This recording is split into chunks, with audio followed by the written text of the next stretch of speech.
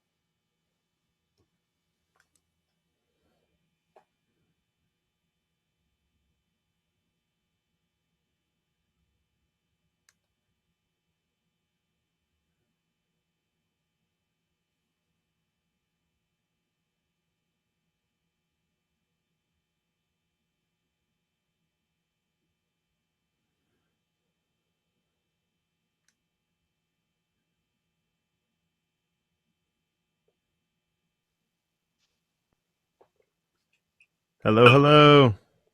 Hey Carl, how are you? I'm doing all right, man. You getting connected okay? Yeah, I think so. Let me see. Hi. There we go. Perfect. Welcome to my Scottish castle ruins.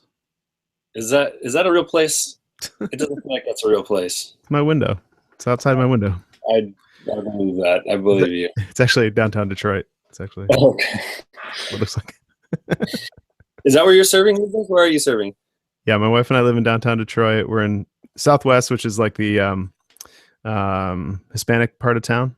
Hmm. And then Cool.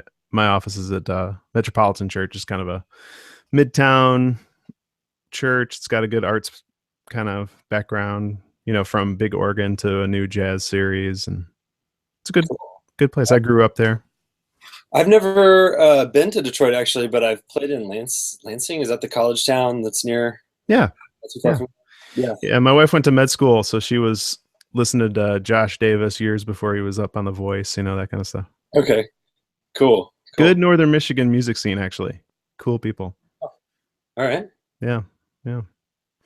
Well, hey, thanks for doing this today.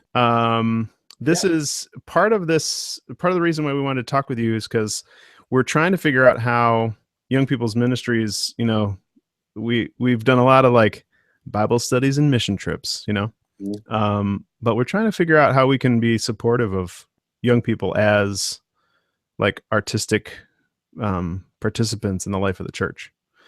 Yeah. So we When want to, young people talk, can you tell me what like age range, like what kind of young person means? yeah. So it's kind of we want to basically we want to be careful to not overestimate the skill set of our 12 to 15-year-olds, um, while at the same time encouraging them, in their craft or developing their craft. So I think the idea right now is engage those young adults that we have, those kind of 18, in the United States, right? We kind of claim this 18 to 30 age range as young Right. adults. Um, Right. Kind of perfect. It's, a lot of people are pursuing their art in a way that they aren't after 30, maybe. Uh, Yeah, yeah. Once you start having kids, it becomes really hard. It's something I've learned in the last couple of years. right. So harness those folks, particularly folks that are working in churches like Servant Church, places like Wesley Foundations, other places where they're active, to be inspiring for the younger folks, right? And Yeah. then into that kind of mix, we want to throw the youth group that has a good youth band, and figure out why they're successful, and how other younger folks can do that. But we want to do it kind of through uh, just by creating platforms to share the work that people are already doing. I mean, this isn't like a come to our school of church musicianship. It's Right. let's see what's happening out there. So Gotcha. it's kind of the idea. Great. It's coming together. My boss is you say missional record label, and he sees the legal department coming after him. So, Oh no. which it's kind of his job to foresee some of those things. So, um, Yeah, I love that idea.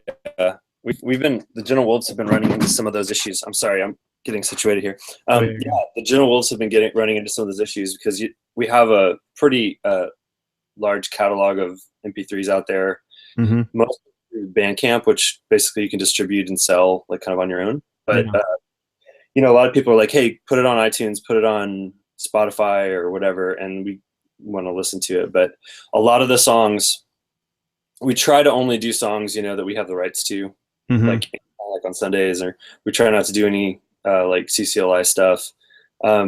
But every once in a while, like I'd say on each of our records, there's 2 songs that we don't totally have the rights to, or not totally sure if we can do it without just having to like pay some publishing company to go find who owns the rights to it, and Right. it becomes weird. So anyway, yeah, I I understand the lawyer questions that start to get asked when music is involved. It's kind of annoying.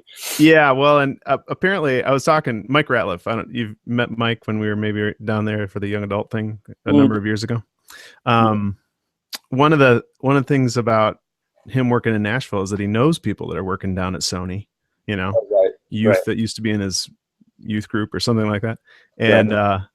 And actually that could be a good those are the kind of folks that if we can harness the power of Nashville for good, we might be able to have them help us, Yeah, yeah. navigate some of that. But in general, I'm really excited about taking the helping people understand Creative Commons as Hmm. a kind of generative move, um, and for going forward, I think that would be a cool kind of music community to develop, along with Yeah, yeah. painters and poets and other artists that we might be able to find other ways to kind of share their work as well. Agreed. Yeah. Yeah. I like I mean, it seems less and less realistic that anyone's going to make money off their art these days. So, to me, it's like just stop trying and start trying to share, more. So that's Yeah, always been um, my mantra. So, that's good. Well, let's talk a little bit more about that too once we get into the thing, because I think that's exactly what we'd love for you to share is a little bit about where you are and how you got there, and what have been some of your perspectives that have helped you, develop things like Gentle Wolves and do the back and forth between um, the everyday music scene in Austin and the work that you do at church. cool. Great. Okay. Yeah. Is this something you edit this later? Is that how it works? Or Yep, I'll edit it down. I don't usually edit what you say much, just kind of the tail ends and then in between a little bit. So yeah, just get rid of conversations like this. exactly. Okay, cool. And I usually start by the following, if you're ready to go. I'm ready. Are you ready? Yep, I'm ready. Do it. All right, everybody. I am here with Richard Kentopp. He is a pastor and musician coming to us from Austin, Texas today. He is a part of Servant Church and their worship leadership music group, the Gentle Wolves, who have a life of their own as well. He is interested in sharing with us how he got to that spot and a little bit of the perspectives of what life is like as a ordained person doing church music these days, and what kinds of resources are available now, and what kinds of music resources that he envisions for the future. So thanks for being with us today. Yeah, glad to be here. Thanks for having me, Carl. Can you tell us a little bit about your early musician life and how you started to play music, and maybe how did you start playing music that would be used for church worship gatherings? Yeah, I think like a lot of young people these days, or at least in the 90s when I was young, I just got started playing guitar. So a buddy brought over his guitar when I was like 12, and he just taught me some chords, and I basically from that night on have not played guitar pretty much every day. And it was really, I had, when I was in high school, I tried to start a couple bands and we played around. We actually played a lot of like really divey bars in Dallas, which is where I grew up. I was like 16. I just got my car and my whole band drove like an hour to like some biker bar. And it's a kind of bar that had chicken wire up in front of the band. So when people bought beer bottles, it wouldn't hurt you too bad. It'd just get you and all your gear covered in beer. This is not trendy Deep Ellum, right? This was not trendy Deep Ellum. I eventually got down there, but we started just playing a bunch of really bad bad gigs, and like Starbucks and stuff like that. So so I did that, and then when I was a junior in high school, I left the confines of a Christian school and went to a public school, and a buddy of mine invited me to go to his church. And I think that for us, it was a way for he and I to still get to hang out regularly and see each other. And what that, like I think a lot of young people, an invitation like that is kind of what changed their life. And for me, that was very much true. I had grown up at a Christian school, but it wasn't until I left the Christian school and chose to go to this church every week that I really made my faith my own and decided this is something that I want to do, even when I don't have to do it anymore. So it was in that my last 2 years of high school that I started, that they were like, hey, you play music, why don't you lead music on Sundays? And I think that there's a lot of opportunity for that in the church, of just like, hey, you're remotely skilled with music, 4 chords, why don't you lead music on Sundays? So I basically learned, like a lot of people, just playing on Sundays in church. I would basically starting at 16 or 17, I led worship there. And that kind of kicked off my career as a minister, as a music pastor, kind of like doing that, filling that role, choosing songs. Most of the time it was just like randomly picking up this giant binder of overheads, because this was before like laptops, and so it was like, which overhead do you want to throw on the screen now? And like some kid would throw an overhead on the screen, and then we'd play that song because the chords were actually, up there. And this was not like a 5-person, this was like 150 kids on Sundays, and it was just like random kind of just insanity. So anyway, that's how I got playing music. But I think, I got my start wanting to play music outside of the church. And so like when I was like 14, I was my mom was dropping me in Deep Ellum to go see my favorite indie rock bands like Buffalo Tom and the Lemonheads and stuff like that. Like Fountains of Wayne was one of my first shows. Like, we're going to drop you down here and you're going to, so for me, I wasn't aspiring to be up on the worship stage. I was aspiring to be on the stage in Trees, in the bars in Dallas. And I think that is really, my high school life was a really good, succinct kind of like summary of my career since. And I'm 36 now. So I've been doing this for about 20 years. Now, parents that put you or have you in Christian school, but also drop you down at the bars in Dallas, how did that fit together? Yeah, my parents are weird. My parents are cool folks. I grew up actually they were separated. They're divorced. So I had my mom and my mom was a single mom, and she actually really likes to go out and have fun.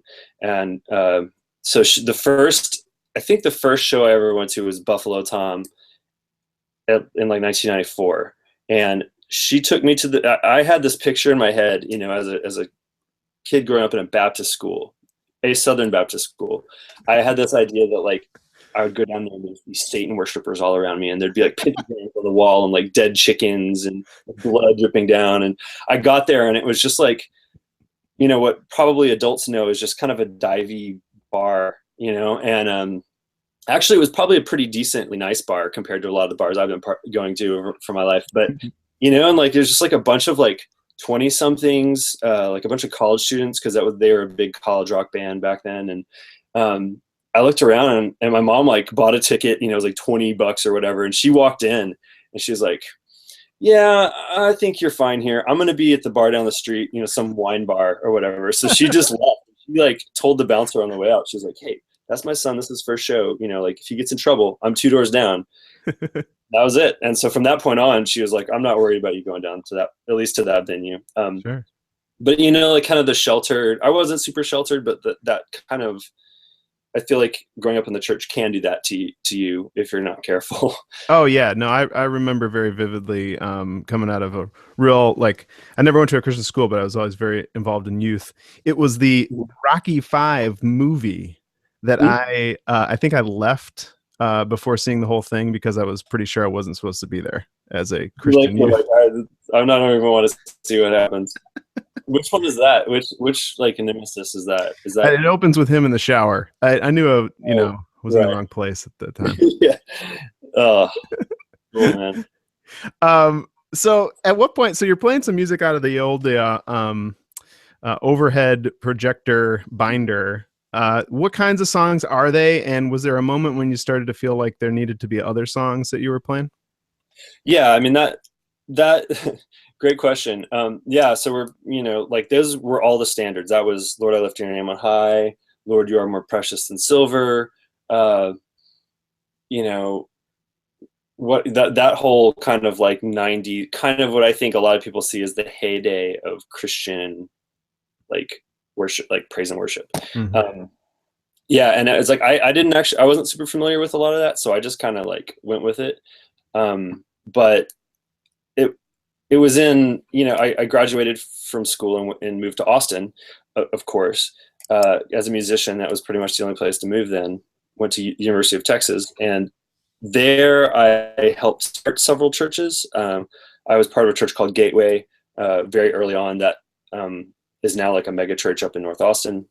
They had actually JJ Placencio from Sixpence None the Richer was the worship leader there, so I got to play with these pro level players. They were pretty cool. I think what we would now call that is like a seeker. That was my experience with a seeker sensitive church of the 90s. Again, like kind of a loaded term of like they would do like a Lenny Kravitz song or a Sarah McLachlan song, and then probably a couple standards, and then another like some that like are a little more obscure, kind of like a Sixpence song or something like that.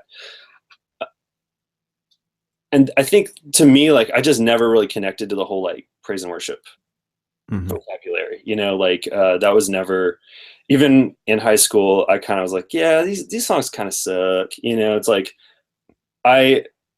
when I pictured myself playing in Trees, the venue in Dallas, like I was not playing these songs. There was nothing about them that I was like, I'm gonna play this song while everybody's drinking beer and they're gonna repent, and like some magical thing's gonna happen.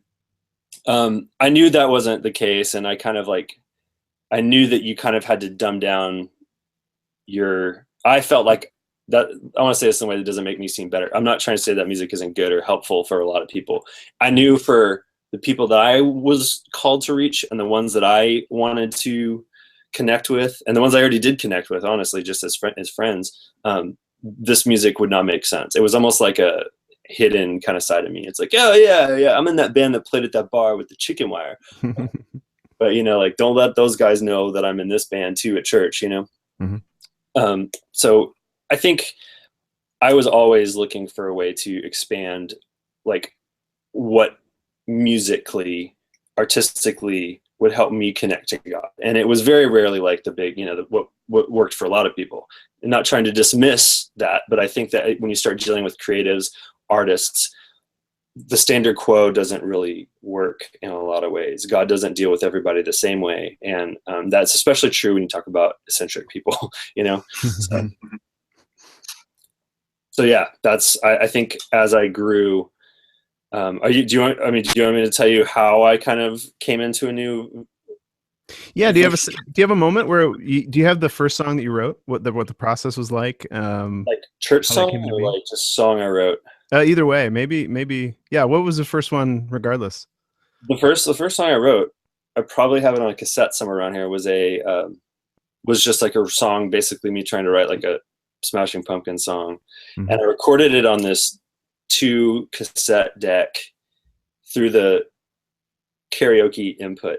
So I'd like do one track with a guitar, and then you could karaoke your voice. You could karaoke your voice over that guitar onto the other deck.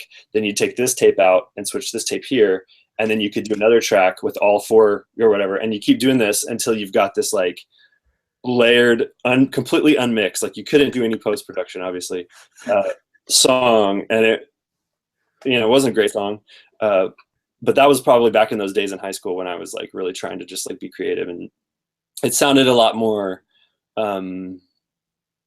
like Smashing Pumpkins than Lord, I Lift Your Name on High. So for me, it's interesting. So skip forward 10 years then, like, because I feel like I was part of several church starts in Austin. I went to seminary at Fuller Theological Seminary in California, And I had decided I wanted to do academics and take an academic route instead. Of course, like every seminary student does it at least 5 minutes in seminary. And I decided that I would, like music ministry, I wanted to do music out in the world and be a music minister out there and not do it in the church anymore. And I felt like that was a calling, honestly. And then, like, of course, because I think the church a lot of times just doesn't do a good job of attracting or like bringing in artists and fostering them. If you show any like sort of Christian bias and you play an instrument, a lot of times in the right situation, you'll just get asked to play. So I kept like being like, yeah, I'm done doing church music. Like that's for I'm retired. Yeah, I'm retired. I'm moving on. I'm too good. Honestly, there's definitely a sophomore kind of attitude for a lot of my 20s of like, yeah, I'm too good for that kind of thing, which of course I don't think is true. I think it's more I hadn't yet found the music that helped me connect to God, and that would help my friends, connect to God. So when I finished seminary, this guy asked me, you have to do, I don't know if you had to do one of these, but you have to do these like practicum, or like you have to basically work for free at a church for X number of months. Yeah. So I had to do like full time for 3 months, or half time for 6 months, or quarter time for 9 months, or whatever. So my buddy was like, hey, I just got this job pastoring a church in Champaign, Illinois, and they need a worship leader too, and I'd love for you to come for 3 months, set up the band. It'll be full time, paid like super well, and it'll let you finish your degree, and you won't have to like. He's like, but you have to do music. Like, you just have to do music. That's what you got to do. Just do it, And so I said, all right, it's the easy way out. I took it, and even there, and that was again, like I said, like 10 years later, I was struggling. Like, what songs am I going to play? I hadn't listened to Christian rock. The churches I went to weren't really playing music that I connected with super well. And that's not to say God didn't move in me sometimes during music. I don't want to I'm not trying to dismiss all, of that, all church music. Please don't hear me say that. But again, like, I didn't identify with what it was. It definitely sounded kind of like more a sound, like a polished radio sound. And I wanted something more like that kind of gets down under your skin, that the words make you stop and think rather than just like freely emote, So it wasn't until I left there, I set up a music program there. I ended up staying 9 months, and it was great. But I didn't want to live in Champaign, Illinois, which is, where the Urbana conference is, Champaign, Urbana. Yeah. I decided I didn't want to live there, especially as a single guy in his late 20s, because all the girls were like 22. And, that's decided to move back to Austin. And again, like, this conversation that I had with several people and with God was, I want to do pastoral work. I have an MDiv, I'm not just going to be sidelined on the band anymore, kind of a little bit of pride, but also a little bit of calling I thought was going on. And then I found this church called Mosaic, which is a non-denominational, it's loosely affiliated with the Baptist community. And they made this music that I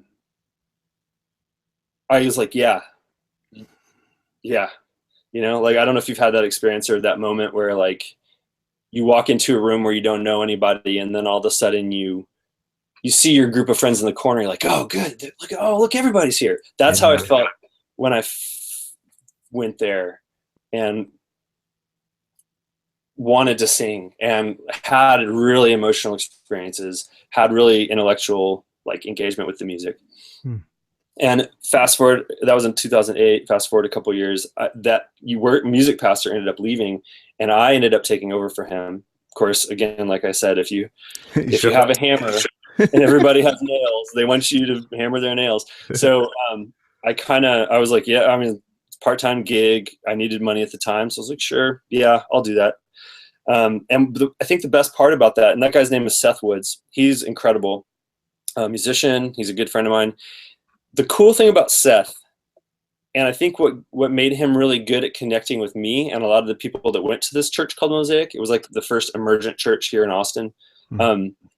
It was that he actually was he might not be a Christian. He, I think, is still to this day in a perpetual state of wrestling with God, and that tension made so much sense to me. So the songs he chose, he would choose. He would take these. He would go into these old like books he would find at like Half Price Books, which is a very huge bookseller here in Texas, and like some like poetry, some monastic poetry from the 19th century or 18th century, and he would just read through them each day and try to set each one to music, and finally some would take, and we'd sing those on Sundays, and he would sing like a Tom Waits song or like a Bob Dylan, Dylan's Tragic Gospel, Oh, the slow train coming. yeah, good for Dylan. The production just marred that whole time period of music though. So I kind of found like, what, there's another way to approach this. There's another way to like maybe going into a church where you don't know any of the songs is a good thing instead of singing all the hits that you always want to sing along to, Yeah. So this was in those years right when I took over for him, like basically he just emailed me this file that was like 4 megs, and it was just hundreds of songs, hundreds of like, is the most significant email I've probably ever received in my entire life. And it's just like all these things he had found and saved and copied and pasted, and kind of after he left, I sent emails a few times like, how did you do this? How did you play this? What chord did you use here? I can't figure out like how you were doing it. And so through that process, he got me then, like I figured out how to do that myself. And that's when I just started like going on to the cyber hymnal, and just like the music for this one has been lost from, Fanny Crosby is a great old hymn writer. I just pull up her catalog on cyber hymnal and just start going through, like we've got a sermon about stewardship this week, and I'd look for things about like search for words or something. And then it's just like a craft, you just like, you find these words work. This is what I want to say. Arrange them a little different, change some of the, change it just how you need to a little bit, and then do the hard work of making it set to music. I know you've done that in the past too, Carl. Yeah, well, and it reminds me, as you describe it, a little more like learning to cook at home rather than going out to eat. I mean, yeah, the Top 40 radio is this kind of fast food stuff, and it certainly can meet some needs, but it isn't designed to kind of reach into those contextual realities of any given, faith community. Kind of. Exactly. It's kind of this upper level, or this kind of over the top. I don't know. When you get into the process of doing that yourself, and did you have some moments where that kind of work, doing it yourself, had that same kind of aha, this is where I'm supposed to be kind of moment, like walking into Mosaic for the first time? Totally. Yeah. And so in that process, somewhere in that process too, Servant Church got started, again, completely independent of myself, but Eric, the pastor of Servant Church, was one of the original people at Mosaic, and he then went to Duke and got his MDiv and came back to Austin. So his relationships in Austin were not United Methodist, even though Servant Church is a United Methodist plant. It was basically all through Mosaic. And so he came back and was starting Servant Church, and Mosaic met on Sunday nights, which was fortunate for me because Servant Church was going to be on Sunday mornings. So he was like, hey, how would you feel about doing 2 churches on Sunday? And, through that, a core of people from Mosaic and a core of other people, kind of folks through the Mosaic relationships, started Servant Church. And so, yeah, I think once that started happening, one, it became a full-time job for me. And 2, I remember the first couple of songs that I wrote the same day. The first ones I did, I unearthed or archaeologized. Sure. I like it. Making it up. Those were, I remember one of them's actually on the General Wolf set volume 4. If anybody wants to check out, I guess we'll say later where to look this up. But if you Yeah, want to we'll listen put to in the show notes too. Yeah. Cool. Yeah. There's a song called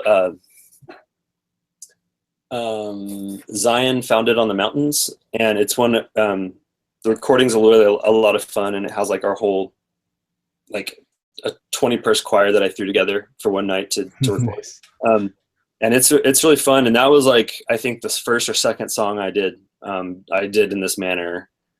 And there's several, and we've got another record about halfway done that's like all 12 songs of ones that I have kind of either wrote or took the words, from centuries old words and put them to music. So it definitely, I think that we're like, oh, I think maybe this is what I should be doing. I think, like, oh, I like this. And again, like, it's not necessarily about what I, as a worship leader or pastor, like, but I think that we found, at least in our context, if I like it and I can stomach it, then it works for our people, Yeah.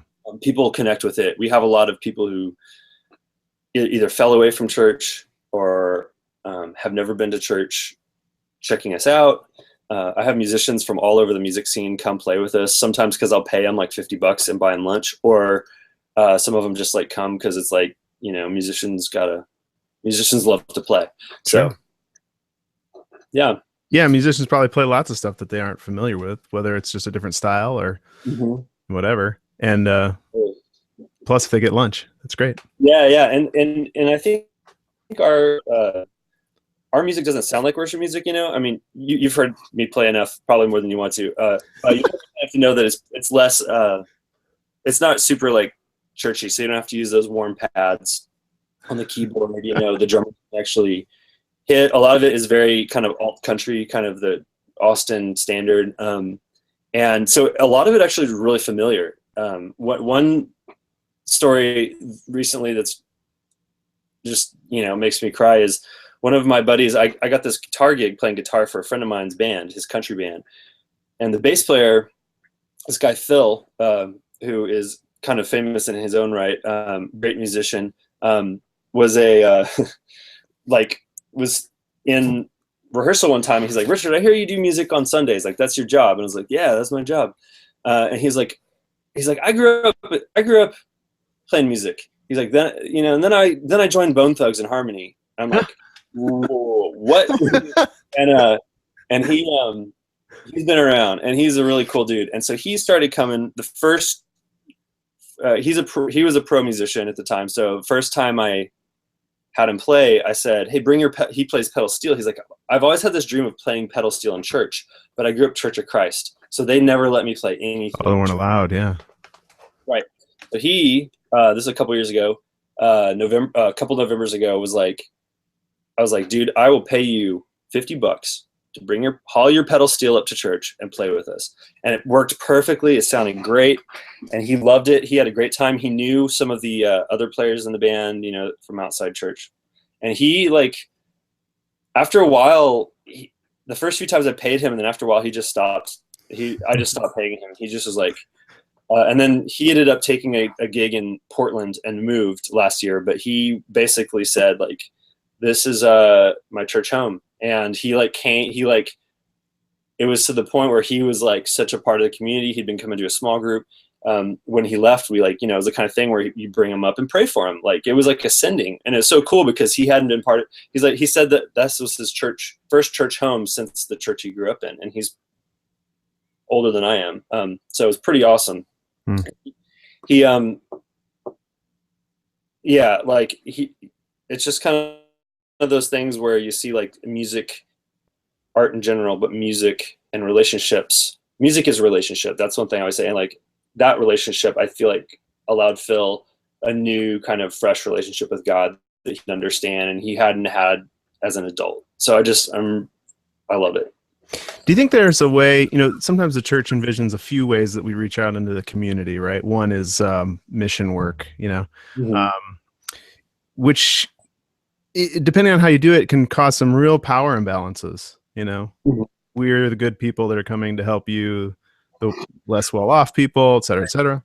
There are good ways to do it too, but is there does does the musical connection with between you and folks who aren't part of the faith community, is there less of that power imbalance? I mean, I tend to think musicians coming out of the church and going into the real world of music are going to end up listening to better music just technically. So we're the ones that are kind of poor in spirit at that point. Yeah, that's a great point. I love that. Yeah.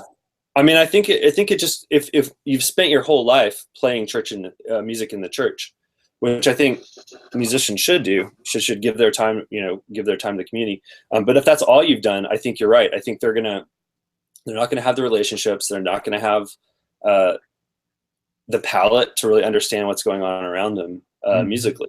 And so I always encourage. In an interview in print that I did a couple of years ago, they were like, what is the one piece of advice you give to young worship leaders? And I just play music outside the church. Don't play music with non-Christians. It's you know what? It's okay if they cuss, and if the singer decides to cuss in a song or something, as long as you guys aren't worshiping Satan or doing tons of drugs or anything, that's the relationship. You're building relationship with those people. You're becoming one of the closest people to those people, to them in the world. Yeah. And it's not also because there's this project and goal, which is the band or the music, the songs, it's not going to be a forced thing. I feel a lot of those mission trips, you're talking about, are, Mm-hmm. So, and I don't think it has to be like a bait and switch either. And I don't think any of them feel like I was in that band to try to save them or convert them or anything like that. But yeah, that's my advice. Get out, get in. If you don't have kids, get out of the church and spend weekends seeing live music. Get to know people. That's so important for artists. Yeah. Don't get cloistered, Yeah. And the way that your life revolves around Sundays now, leaves actual time, right? Fridays, Saturdays, other times to be playing gigs elsewhere around Austin. Is that how your weeks flow? Yeah. I've actually had some changes in the last few months because we had our second kid, so I barely thing anymore. But yeah, I have a 2-year-old, so I think the goal is, so even still, I'm super busy, and obviously with taking care of the kids, make time for creative work.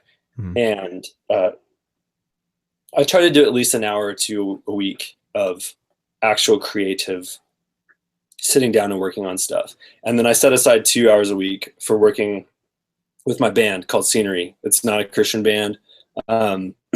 It's just pop. It's really weird indie dance pop music.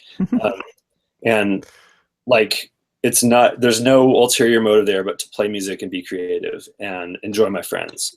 And I feel like that's important.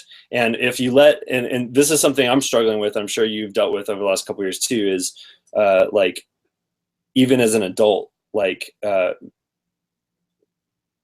building that into your life so you don't lose it, and so then you're able to pass it on to your kids. That, to me, that's really important. There's probably nights I should be home with my family, but I'm out rehearsing or I plan a gig. And I think in the long run that will be good for the family and good for those kids to see that. And I want to take them to see live music as soon as as soon as they can. So yeah. We're thinking a little bit about how the Methodist Church kind of connection wide can support young people as artists, both just as their witness to the world. So not necessarily as congregational song leaders, but kind of an artistic witness to the world, like we are all called to do as disciples. Do you think it's the same kind of encouragement that you'd give to the 12 to 15-year-olds as you would for the 18 to 30? Make time, stay in relationship with a broad variety of folks so you have a sense of context. Are there any kind of other things that you learned along the way on the younger side of things that would help younger artists kind of maintain the pursuit of their craft? Yeah, I would say very early on, one of the things that helped me kind of not fall into the kind of standard contemporary rut was I had a lot of friends in my neighborhood that were not Christians, and they were into a lot of underground music. And so like, I'd go to these parties and again, I'm not telling kids to go to parties with their parents don't know about. But the way I did it was I would go to these walk around, down the street to these parties where, kids were doing a lot of things probably that teenagers shouldn't be doing. But it was that particular group, it was all centered around music. And it was like No Effects. And they were just like, put on this No Effects album. And then everybody would just be having so much fun. And I think one of the skills I learned early on was how to be part of that, but how to be light in dark situations. And like, so you can be conspicuous in those kind of situations with your excuse me, with your sobriety, with your chastity, with your love and friendship. And that worked out for me because a lot of times art is surrounded by darkness. Like that's just kind of how it is. And I think that if you are the kind of person who can, like Frodo, who can resist evil temptations, at least, not that I'm perfect or anything like that, but I was the dude who didn't drink, for a long time in high school. And, everyone's cool with it. Usually, I mean, no one's like, "Oh, you idiot," like if you're around people who are decent people and the people you might actually connect with and be able to share love with, like God's love with, then they're not going to give you a hard time about it. Most of them were like, okay, cool. But they shared what they were able to share with me. I was actually able to receive from them too. Their love for music. They had this back house that was rented out by a lot of the great Dallas, like indie rock musicians at the time. So like, it'd be like this songwriter from this band, and we'd go out there and like, he'd show us his new riffs or whatever. Just kind of like, that doesn't happen. That kind of like interaction and like mutual like relationship doesn't happen if you're just like, you're a youth group kid and you don't do anything but youth group, Yeah. So Jesus calls us to, in some sense, to be on the margins. I think what I hear you calling us to be is make sure you know where the margins of the church are too, and make sure you spend some time there. Right. Yeah. I think one foot in each world is a very biblical model. And as long as you know how to reach back to your faith, like you're not going to God, you're not going to, God will use you out in the weird places in those margins. And not everybody's called to those artistic margins. There's other types of margins too, Mm-hmm. When you find yourself out in the Boston scene, are you known as that guy who is the pastor also? I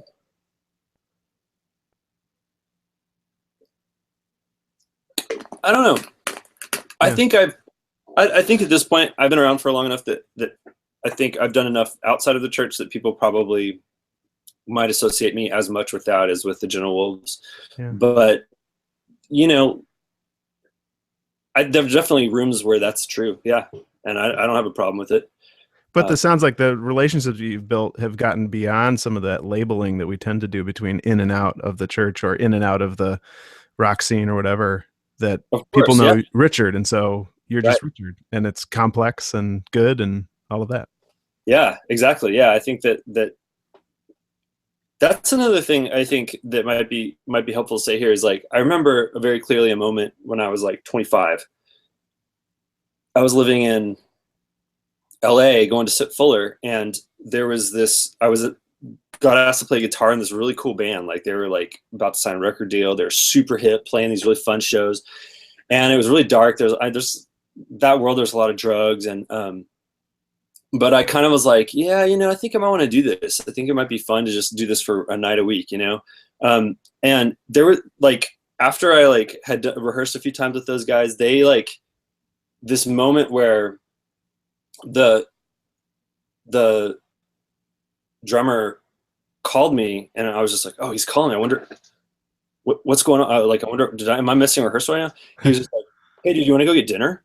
And I was like, yeah, I want to go get dinner. There's just like a moment where you just kind of like, I understood like this, like this is a relationship, you're out there building relationships. And Sorry, I forget where I was going with that because I just remembered my friend and started laughing. What did you just ask right before that? Well, I just think that it's the complexity of knowing the people that you're with. So whether that's them knowing you as Richard and not just the labels Oh, that they might put on you, and you knowing them too, right? As not just the labels that the church might put on them. exactly. Yeah. So you see this guy and you think like one, he was incredibly good looking, but he was, also like, um, and like, and so I had put this label of like, he's, yeah, like, but he's just like, yeah, these guys got to eat too. They're super hipsters and, like he's, working on a TV show or something, but he's just a dude and he thought I was cool enough to want to eat. So I think putting yourself in those situations is really good. And I think that so often out of fear, we allow ourselves to be like cloistered. Again, that word of like, we allow ourselves to be stuck in the church, or just fall back on our church relationships and not really try to expand that and get to know people outside of it. Yeah. So anyway, yeah. Well, we like to do a little bit of a lightning round and then let people know where they can find more stuff from you, from the Gentle Wolves, and how they can support your work. If you had the choice, our lightning round here. If you had the choice to listen to something on cassette or vinyl, which one would you choose? Oh, good question. I mean, I probably should say vinyl, but I'll say cassette just because I like the hiss. It's more familiar to me too. I mean, Yeah. that was my first Walkman, right? Yeah, totally. Yeah, man. I'll go with cassette.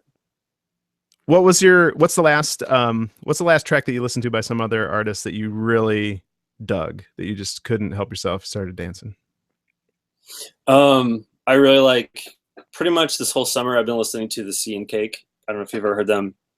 They're called The Sea and Cake from Chicago. They've got like 10 albums or something.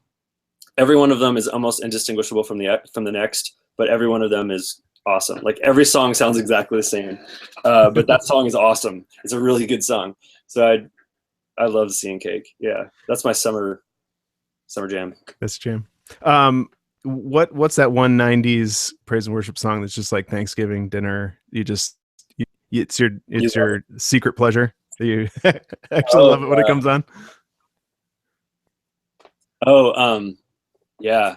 I don't know if this was popular, but this one called like Sing Hallelujah. It's just like a row your boat kind of thing where you like sing hallelujah to the Lord. Yeah. Hallelujah to the Lord. Hallelujah. Right? Yeah, something like that. I actually haven't heard it in a while, but that one. Yeah, that was used at our the chrysalis walks that we did up here, the spirituality retreat weekends. So imagine just a whole church full of candles and walking down the hallway. Oh wow, that's good.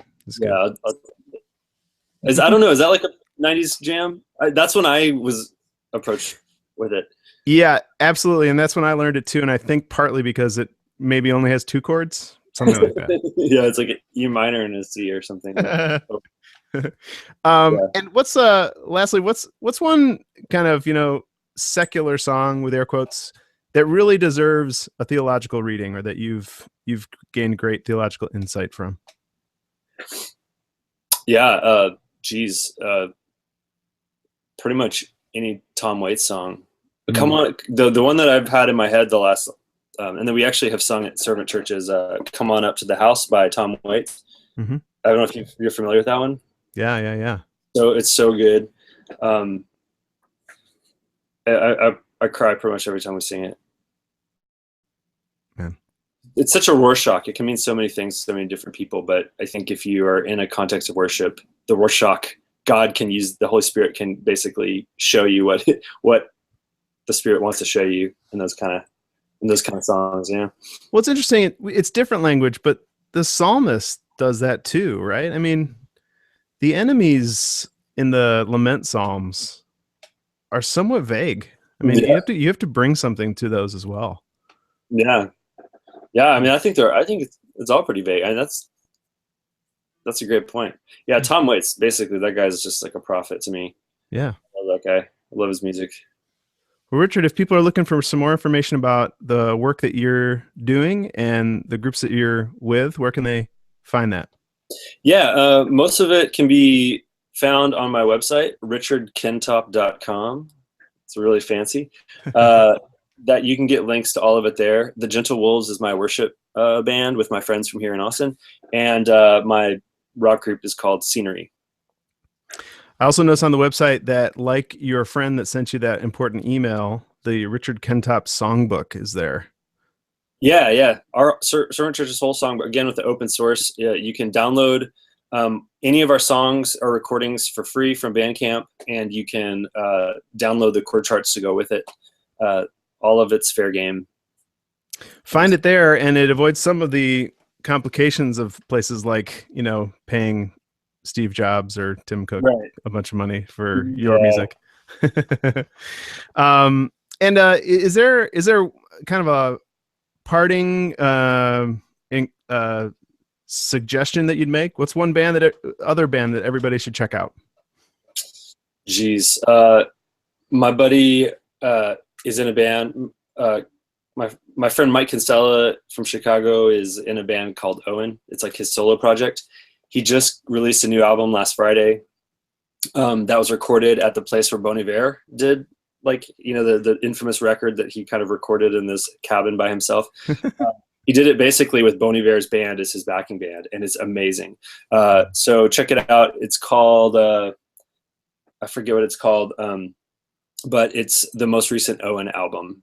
Okay. Just type in Owen, my band Owen, I think is beautiful, beautiful new album. Thanks, Richard Kentopp. Thanks for sharing today. Watch for some more of the United Methodist Church kind of young people's ministries engagement with young artists, emerging artists. We're trying under the moniker of the Conspirator Collective to kind of put some plans together to help people, partly because in a couple of years we're going to have a new hymnal, and we're interested in having at least helping young people have the opportunity to submit some things for consideration for that collection, which will be designed around some more contextual opportunities, since it'll be mostly online and people can kind of, with a core of that everybody gets, you can have printed volumes that have the music that really speaks to your community, and young people might be able to put in music that speaks to their communities. So we're excited about that. Awesome. It's great. I'm really excited about the next couple of years in the United Methodist Church. I'm really glad to be part of what you got cooking up. Please let me know how I can help in the future. Will do. Thanks, Richard. We'll talk to you soon. Thanks. All right, man. I'll cut it right there. Thanks so much for for doing this. We really appreciate it. Yeah, man. Thanks for having me. I hope it was helpful. I hope it will be helpful. It was great. And, I think we're going to try to do a series, basically. So getting some other folks that are, one of the things I need to do better about is making sure that we're talking with folks who come from a number of different cultural backgrounds. I could talk to white singer-songwriters all day, but, so I've got some stringers out there. They're getting me some people.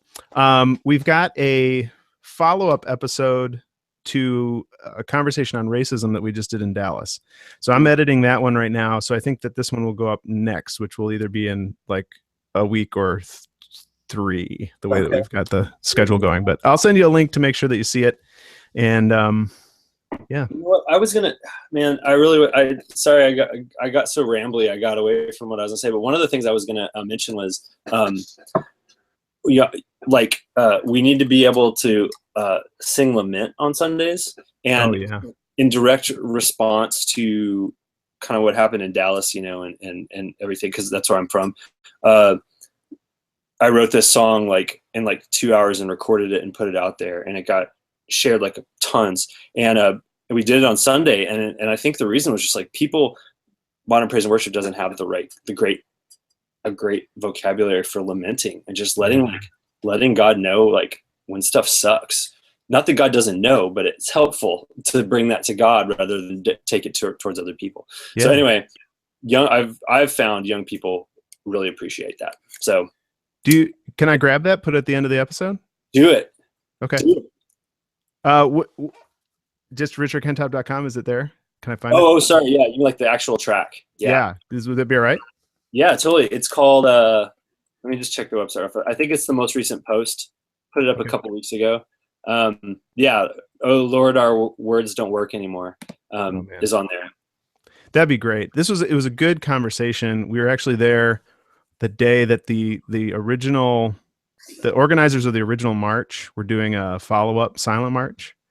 Oh wow. So we were over in Lake Dallas at the Jesuit Retreat Center over there. So Oh, we were right. praying for him. We didn't go downtown again, but we had representatives from a number of different kind of faith communities and around. They came the first night and just talked about being around that day, and this like young African American women who they're not allowed to put Black Lives Matter on their varsity jackets Wow. because the person making the jacket said it was terrorism, that kind of thing. And just Cool. just Cool. trying to help, navigate some of that. So, Oh man. Well, that's great. I can't wait to see it, man. I really appreciate you including me in this, and let me know how I can help in the future. okay, we'll do. Thanks, Richard. Really appreciate it. All right, Carl. See you. Yeah. Bye-bye.